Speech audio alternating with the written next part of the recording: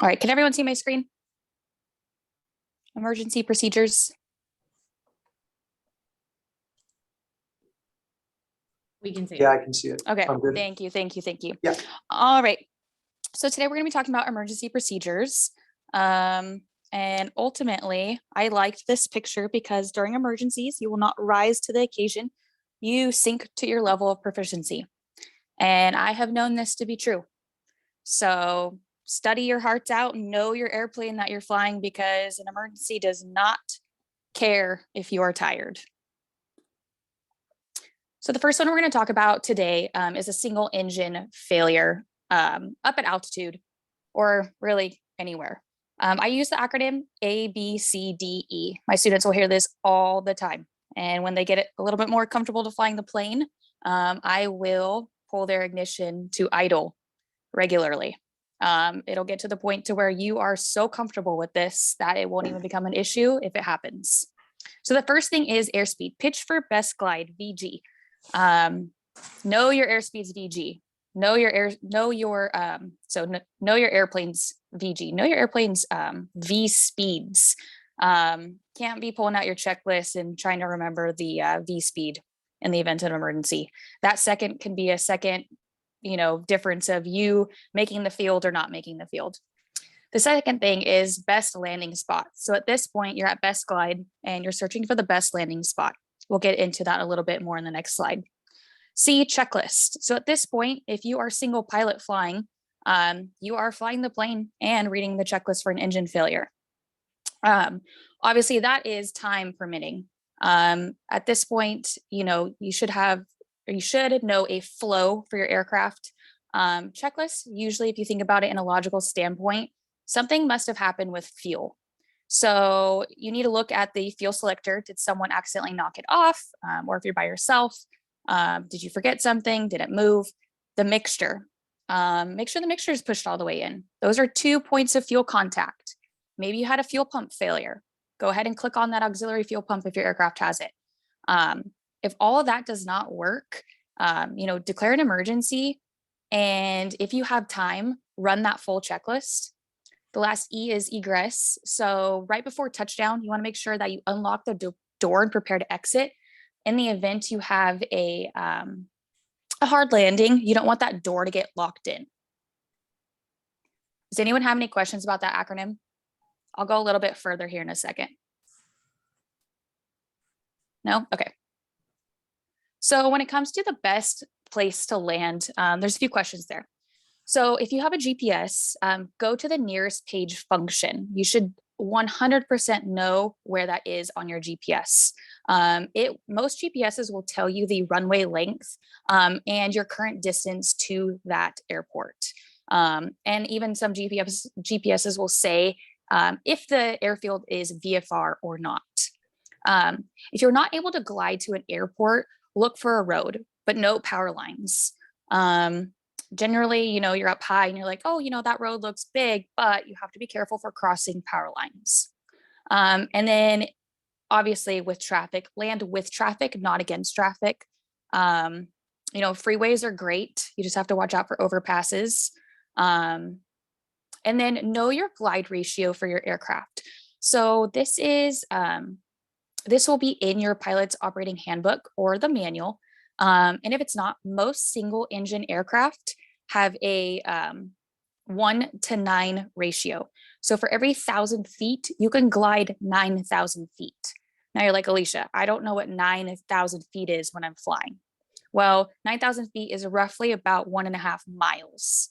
Now, when you go to your GPS and you click nearest page and you have an airport 3 miles away from you and you're cruising at 8,000 feet, you can do a quick math and find that you will make that runway. So that glide ratio is really, really important. Note the wind direction. So landing without flaps and with a tailwind increases your landing distance up to 50%. So if you think you're going to make that field, and let's just say you also have a flap failure for some reason, let's just say, things are going crazy. You have to hope for the best, plan for the worst. Or let's just say you forget to put flaps in. You think you're going to make that field and there's trees at the end of that field and you don't account for that tailwind, probably going to fly further than you are expecting. And then a suitable field is one that is dry, not wet.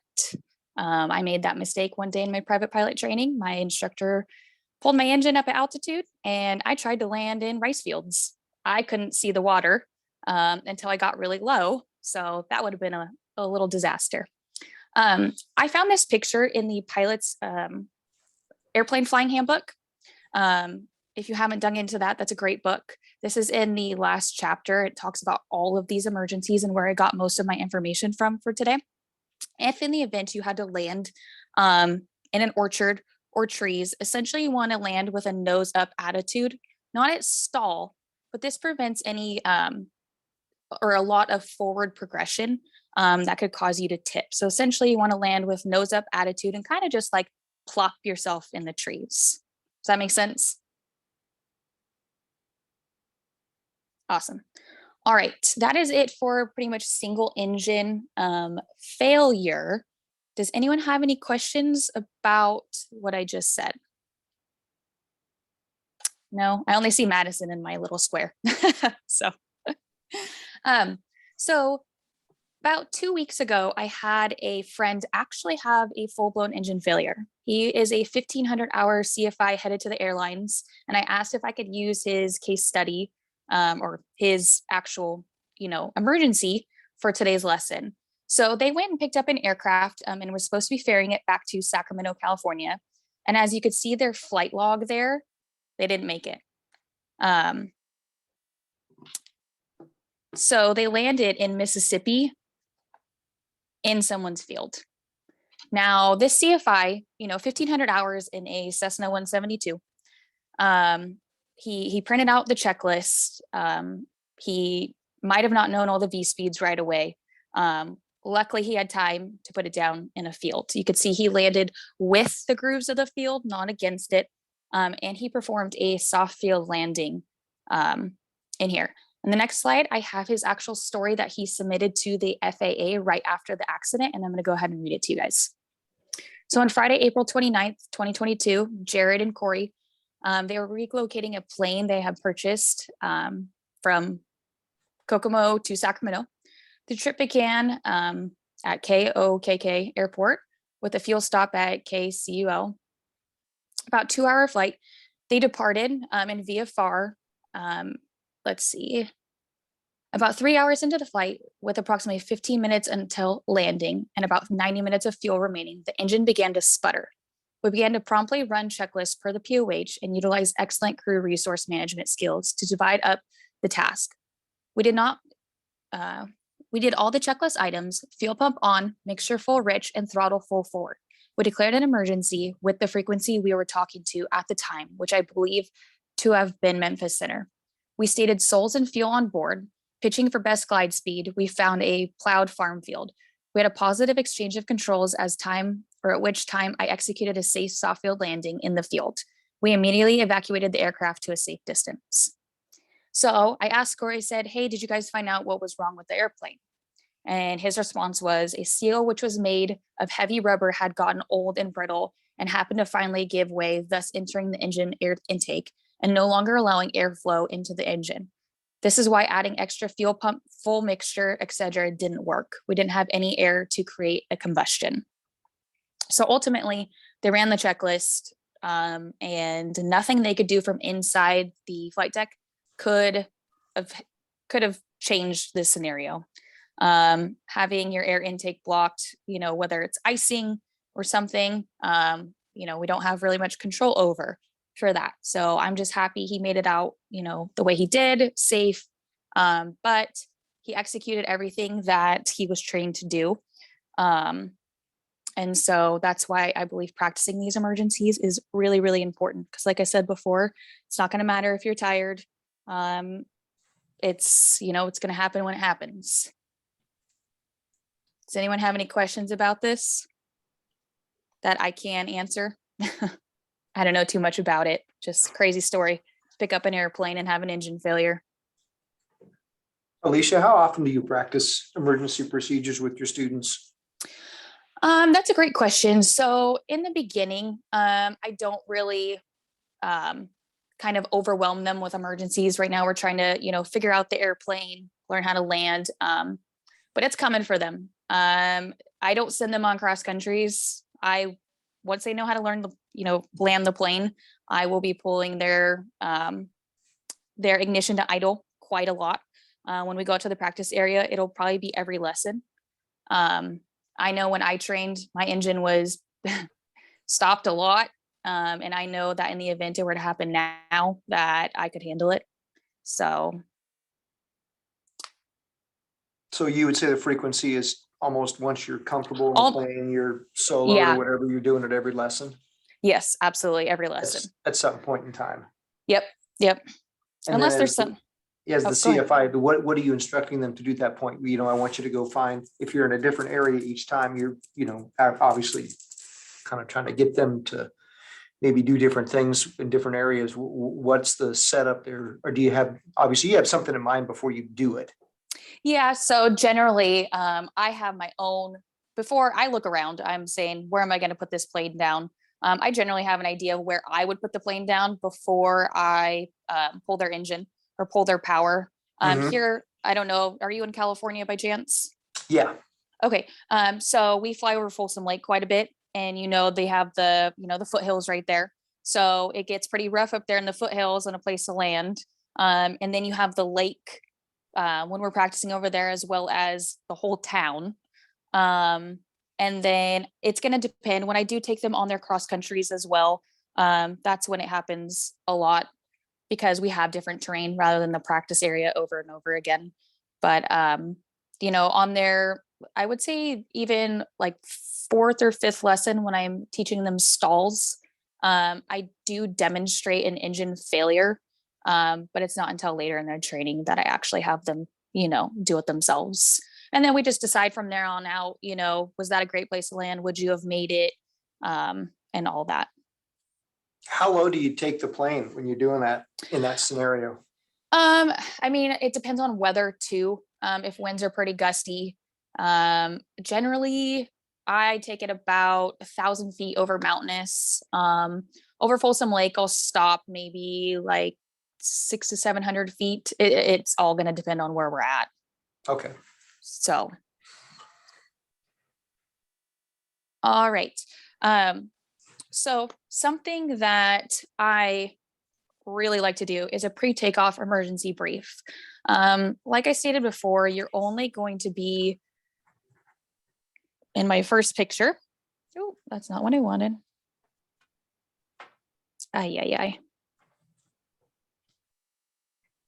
You're only going to, you will not rise to the occasion. You will sink to your level of proficiency. So this pre-takeoff brief, I mean, it's pretty redundant to do before every flight.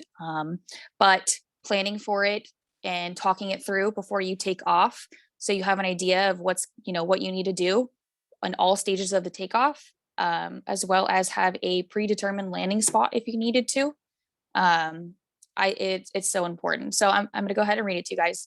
So before I take off in the whole short line, or actually in the run-up area, I say engine failure or abnormality during the takeoff roll. I'm going to bring the power to idle and stop straight ahead. If not enough runway remains to stop, we're going to bring throttle to idle, brake supply, so apply brakes, flaps retract, mixture cut off, magnetos off, battery master switch off, and master off. And while I'm talking this out, my hand is moving. So I am actually touching the throttle. I am, reaching my hand down to that fuel cutoff.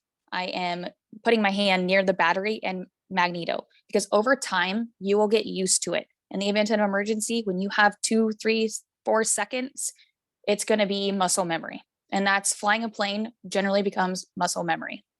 The last thing is engine failure or abnormality after rotation. I will land on a remaining runway, spell check, remaining runway with 30 degrees of center line. If not enough runway remains, airspeed, we're going to pitch for best glide, mixture, cut off, mags off, flaps as necessary, master off, and we're going to unlatch the door. That's that whole egress. And then on top of that, I also will note where we would land. So if we are taking off, I know I like to say, we have Highway 80 or we have a field off to our right. And if you're not familiar with the airport itself, I will actually go on ForeFlight and go to like a street view, and see if there's any like golf courses or roads or something to that aspect. I don't know if anyone's ever been up in Truckee, but I have a lot of scenarios for Truckee, because you have an engine failure. There is mountains everywhere. There actually is one golf course near there that would be my deciding factor. And while you do this pre-takeoff brief, that also goes into the passenger brief as well, if you haven't already done that. So you need to declare who is PAC of the flight. In the event of an emergency, will make things a lot smoother. So it sounds like I will fly the plane, you read the checklist. Obviously, if you're by yourself, you don't have to do that. But in the event of my friend's engine failure, he kind of tossed the other guy, the checklist, and one flew the plane rather than, both of them, like who's flying the plane, who's taking over the emergency. Every second matters at the end of the day. So, and then I tell them how to open the door, how to unlatch their seatbelt. Essentially, you are kind of like a flight attendant. Show them where the fire extinguisher is located. I say, pull the pin, sweeping motion to put out if we have a fire. I will fly the plane, you put out the fire. And then there's no smoking in the cabin. Does anyone have any questions on the pre-takeoff brief or the passenger brief? Nada. Pretty easy, right? All right, then you have your emergency descent. This is something we do practice up at altitude. It's a maneuver that has to be done for your private pilot check ride. And I believe commercial and commercial multi if you go that far. So situations that would require an emergency descent are depressurization if you're in a pressurized aircraft, smoke in the cockpit, or an engine fire. So the first thing you do is clear the area and note the terrain and traffic around you. So if you're over a mountainous area, if we're trying to do this over Folsom Lake, look down because there's traffic everywhere. So you're going to bring power to idle. You're going to establish a 30 to 45 degree bank to induce the drag, and establish an airspeed and configuration specified in the airplane flying manual or POH. If none, you're going to be in clean configuration, which means no flaps in, so 0 degrees of flaps, and do not exceed V and E. If turbulent, pitch for VA, and then run appropriate checklist. So you do have to run the appropriate checklist for the scenario given. That's why it's so important to have a flow for these checklists, because when I was doing an emergency descent, when I was a student pilot, I knew that emergency descent, I either needed to bring that fuel selectors off, mixture out, and all of this is obviously is scenario based. We're not actually pulling the mixture out. You're kind of just putting your hand over it. That way the examiner knows that this person knows what they're doing. And then I take that checklist out, verify, and continue my maneuver. I am pretty strict on pitching for VA if it's turbulent. Summertime is coming up. VA is important. A lot of aircraft do have this emergency descent in the emergency section of the POH. Some of the old aircraft do not. So we kind of just have to pitch for a certain speed, and a safe one at the end of the day. So does anyone have any questions on emergency descent?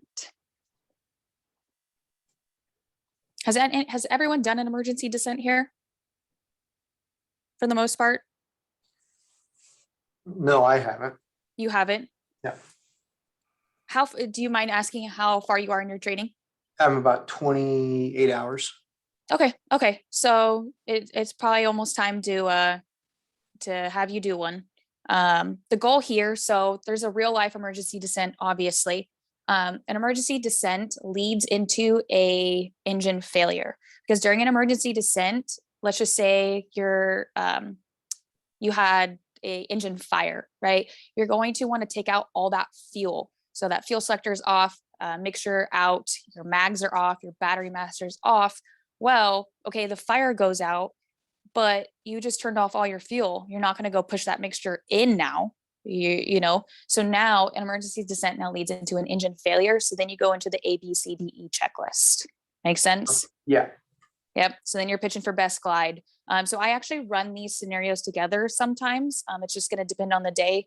And yeah, so I kind of mix it up.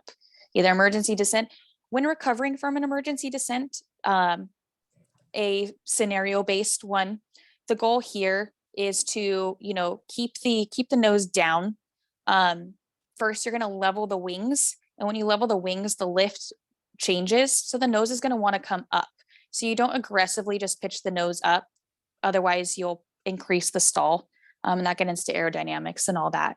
But the goal to recover here is just level the wings. The nose will naturally want to come up. And then obviously, if it's a maneuver based, you're going to add power. Otherwise, you have your A, B, C, D, and you're pitching for best glide. So. All right. Is anyone here flying a complex aircraft with retractable gear?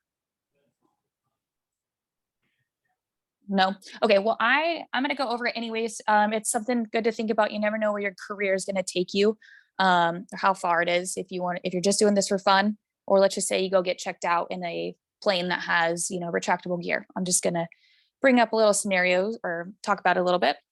So not becoming complacent and ignoring the gear horn. So if you fly an aircraft with retractable gear, there is a gear horn in certain scenarios that will sound, and it's loud and annoying. And I mean, the more time you do these, that you train in it, the more you start ignoring it, which is dangerous. So don't become complacent. Keep your hand on the gear lever until you see 3 green, 0 red. So the 3 green means that each gear is locked into place, and 0 red means that the gear is not in transit. Make sure you call out your call out. So at 500 feet, we generally say gears down, stabilize approach. So you're making sure that gear is down before 500 feet. Noticing a gear failure in the pattern. So you're going to continue to fly the pattern as normal. On final, you're going to go around, exit the pattern and the airport environment, and then notify tower if at a towered airport. So it sounds something like executive tower, similar 82, Echo Whiskey is exiting the pattern. We are having a gear malfunction. And you kind of just fly out to either the practice area or wherever you're, someplace that is free of a lot of distraction, and you run your checklist. So climb up in altitude, troubleshoot according to your checklist. Check your lights. One may be out. If in most aircraft, the lights are swappable. So you can actually take that green light, one of the green lights out, and swap it out with the other one to make sure that the actual light isn't, inoperative. Check the day-night dimmer switch in the aircraft. Prepare to use the emergency gear knob and a soft field landing if the gear does not actually come down with the emergency gear knob. Gear may be down, but not fully locked into place. So that's why you'd want to plan for a soft field or actual belly up landing. And then communicate your issue, whether at a towered or non-towered airport. And then obviously aviate, navigate, communicate. First thing you're going to do, you fly the plane. And then navigate, where do you need to go? And then communicate your issue. Electrical fire, yay. So the best way to identify an electrical failure is a smell. It's pretty potent. And each aircraft has a specific checklist unique to its situation, so grab it and use it. Each one's just going to be written a little bit differently. Ultimately, you're going to be turning the same things off, maybe just in a different order. So the first thing you're going to do is declare an emergency and turn the master switch off. If you turn off the master switch, you won't be able to declare an emergency. That's why you declare an emergency first. Close the cabin vents so you don't want air coming in. It's just going to cause smoke to come into the cabin. And then fire extinguisher, activate if available. That's why in the pre-takeoff or in your passenger brief, you tell your passenger where the fire extinguisher is. They can help you. There's no way you're going to be flying a plane unless you have autopilot and put out a fire and be a super pilot. And then all other switches are off. So turn off all your electrical switches, except the magnetos. Don't turn those off. Magnetos are part of your ignition switch. Does anyone know if you have an electrical fire, will your engine continue to run? Does anyone know the answer to that one? No. It's okay if you don't. So even though you turn off all of your electrical switches, your engine will run. Your engine has a ignition system that is separate from the electrical system. And they generally have magnetos or some sort of circuits if they have an electrical ignition system. So it's separate, it's redundant for a reason. So just don't turn your ignition switch off and your engine will run. Your CFI will ask you that, by the way, and during your exam. Does anyone have any questions on electrical fire? No? Okay. Radio failure. This is a pretty big one. And this happens more than you think. There'll be plenty of times I've gone out to the practice area and I don't hear anything. And I question if I have a radio failure. So there's a couple things I have done specifically. So the first thing you do is troubleshoot. So check your headset. Is it properly plugged in? Sometimes the jack can get loose. And then if you're flying by yourself, go ahead and plug it into the other pilot side. Maybe something happened with that specific jack. So go ahead and switch them out. Switch frequencies. Maybe you're out of range. So if you're in mountainous terrain, and let's just say you're trying to talk to the airport, generally, it's going to be line of sight. So if there's a mountain range in front of you, you're probably not going to get any signal. So switch frequencies. If I just switched on, let's just say to NorCal or to approach, and I don't hear anything, I switch back to the airport that I just left, just to make sure I don't have a full radio failure. Check the volume and or reset your radios. So check the squelch or just turn it off and turn it back on. If your aircraft has more than one radio, try transmitting over the second radio. And then obviously verify you are on the right frequency. I can't tell you how many times I fly out of the same airport and I verify each time on ForeFlight that I have the right frequency. It is just embedded in my brain. I can't, I've also put in the wrong frequency.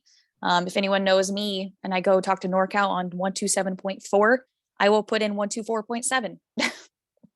It just happens. It happens to everyone. So verify.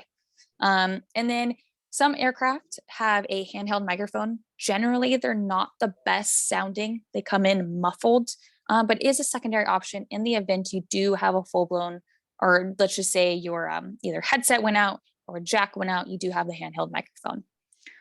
If nothing else works and you have reception, you can use your cell phone and coordinate with a towered airfield or call flight service station to coordinate for you. So if you want to go into a towered airfield, they could just say, hey, I have lost comms. I will be there in 2 minutes from the north at 2,000 feet. I have actually had a classmate do that before.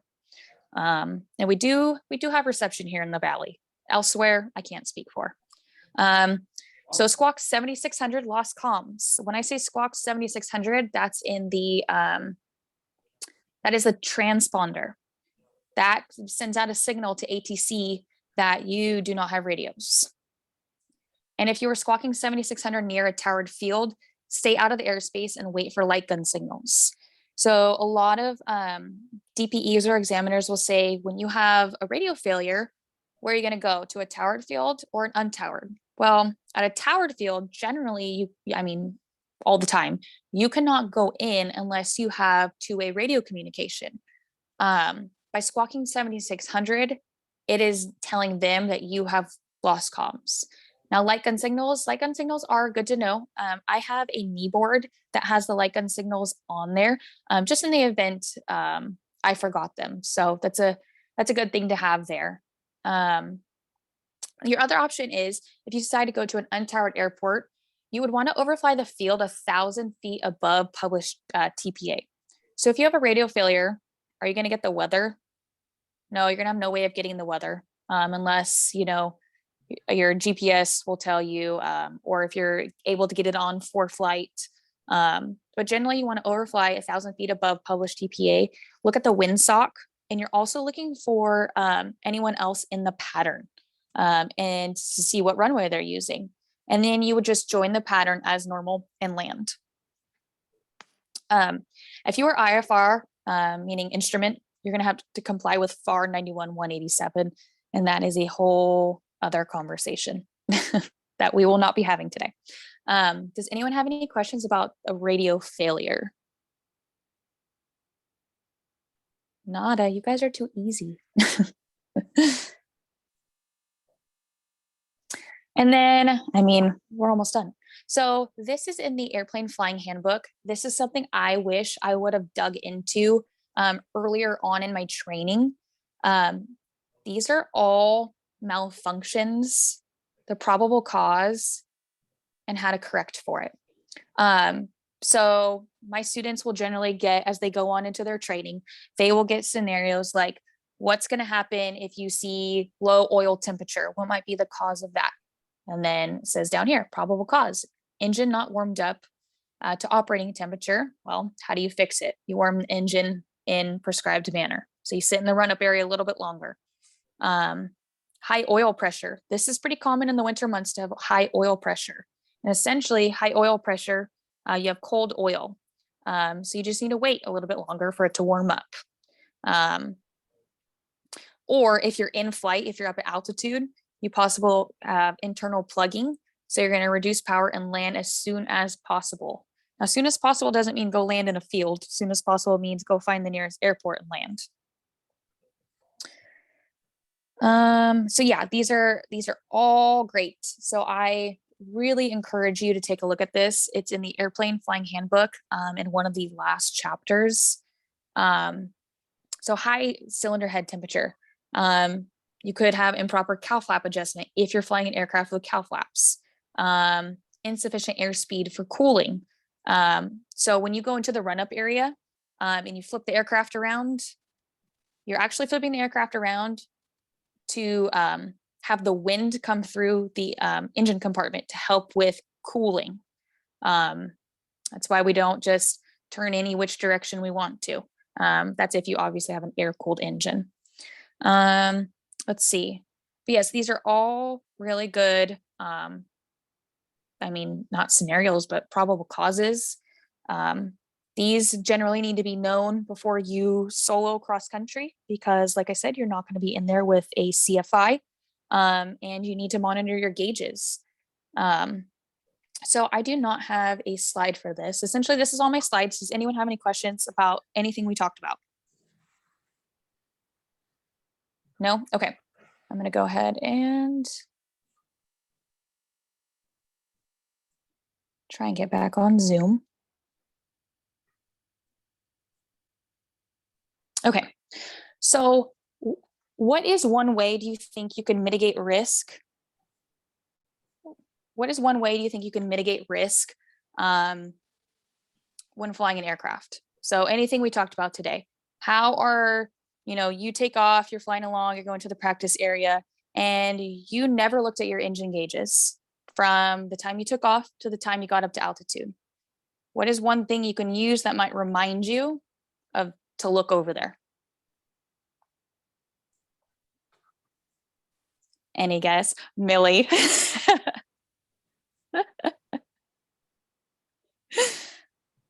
Anyone?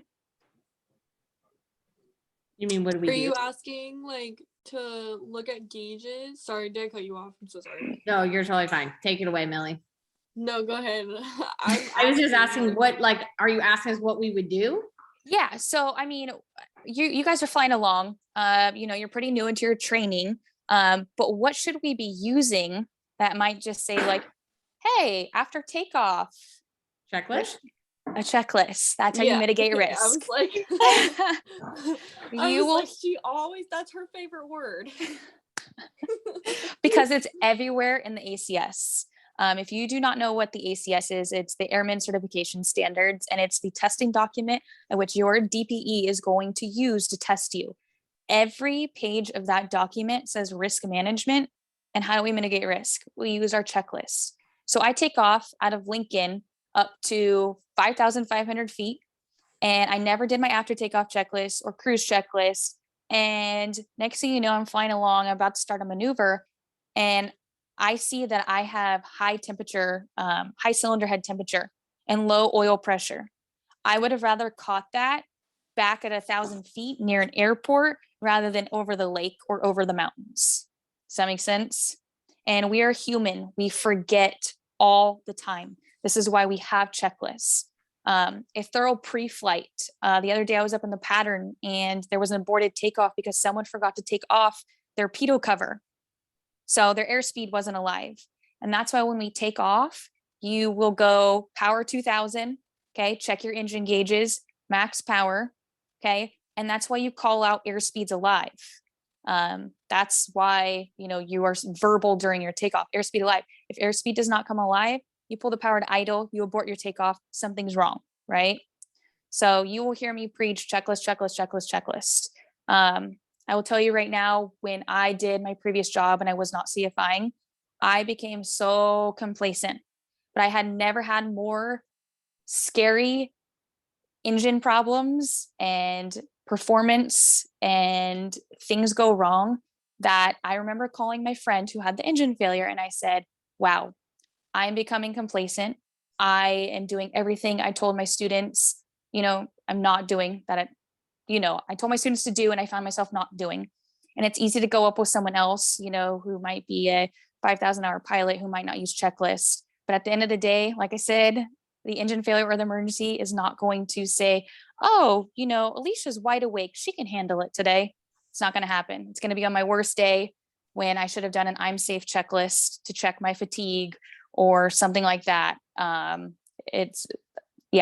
So I will preach checklists over and over and over again. And so when I say memorize checklists, have a flow, glance at your checklist and make sure you did everything right.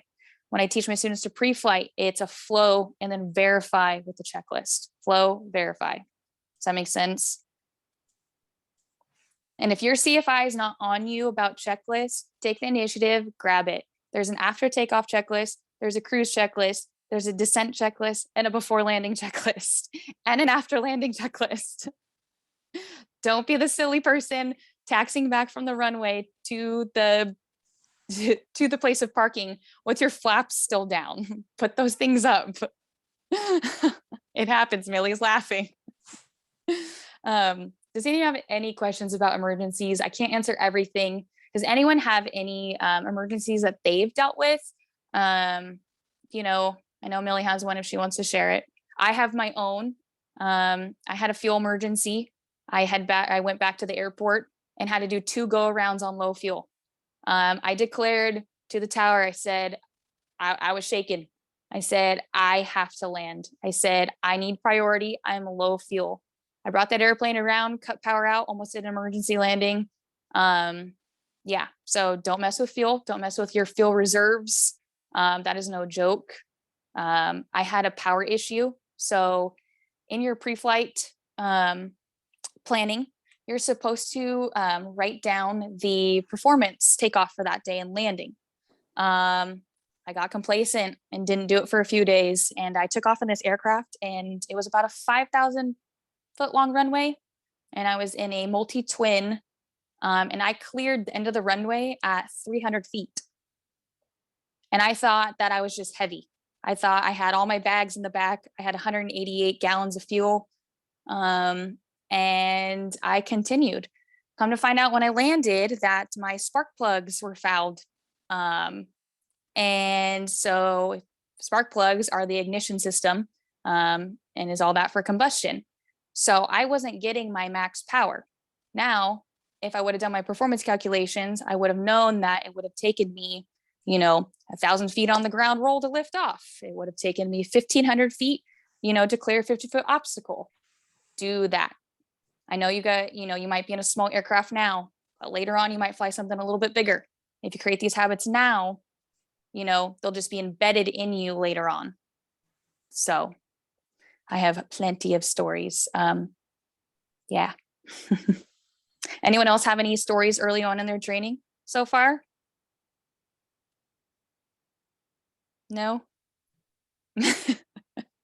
All right. Well, that is today's Zoom. If you don't have any questions, that'll be it. And then, post on Girls Love to Fly what you guys want to hear for next time. That'll be in 2 weeks from now. We do love ideas. It makes it a little bit easier rather than just picking something out of the book. All right. Well, I'll let you guys go. Have a good rest of your day. All right. Thank you. Bye. You're welcome. Thanks, Bye. Alicia. Thanks, Alicia.